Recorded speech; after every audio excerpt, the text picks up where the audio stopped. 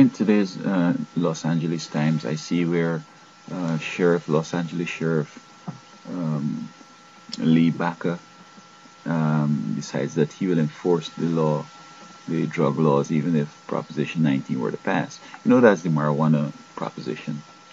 And you'd say, well, oh, he's a good boy. He's so interested in folks' health that I'll support him in that. Well, I support no drugs. I've never used any drugs, and I think that people who have medical use maybe, but those who do it for recreational purposes and so on, students and young people and all that, I am not for it. But I'm not with Baca here. I know the federal government is going to enforce it also, but he, as a state person, should have followed the state. If the state said this is what we're going to do, at least um, he should have the federal government order him to do it, or the state to do it, and then he comes on. But he went on straight and enforce it. And you know, as the jailer, he sees that he's going to be losing tons of money, okay? Because in the state alone, of California, there's so many drug arrests, marijuana arrests, and so much money spent, you know, jail and fines and court fees and all this stuff, that he stands to lose a lot of money. So he's going to keep on enforcing so he continue to get that money. I mean, this guy is so outrageous. I've heard people say that he will talk to um, unincorporated areas and tell them, look, man, hire my boys, man. We're going to bring you some money. You don't have to pay us nothing, and we're going to bring you some money. At the end of the year, we're going to give you a check. So I said, oh, yeah, let's see how it's going to work.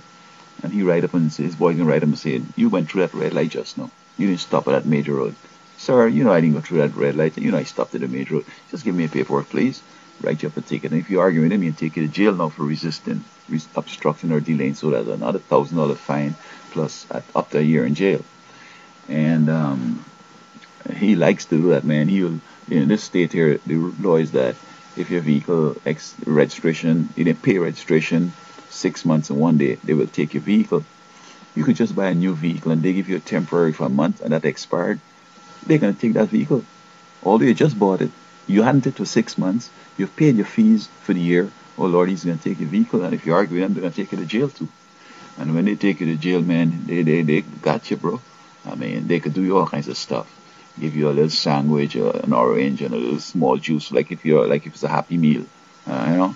I mean, for them little kids, big man, and you know, he just is outrageous, man. I think the federal government need to investigate him like RPO.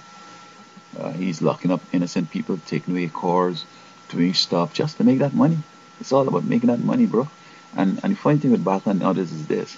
I had to leave LA because of the LAPD and this same Los Angeles Sheriff Department.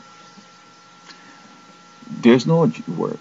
There's no money. The states don't have money. The cities don't have no money. But yet he's writing you big tickets. The tickets now, you have to pay it quicker, a month you get. And the fees gone up. So like going through a traffic light is up to $700. And you got to pay that in a month, or else they're going to suspend your license. Or if they find you driving out there, they're going to take you to jail. So, I mean, and he don't care. I mean, if the state and the government don't want no money, I mean, where am I going to get money from? Okay. But that's the Baca, man. So I kind of am suspicious of his trying to enforce the drug laws. He's just studying that his boys won't be making that money, you know. That's all about Baca. He likes to make that money.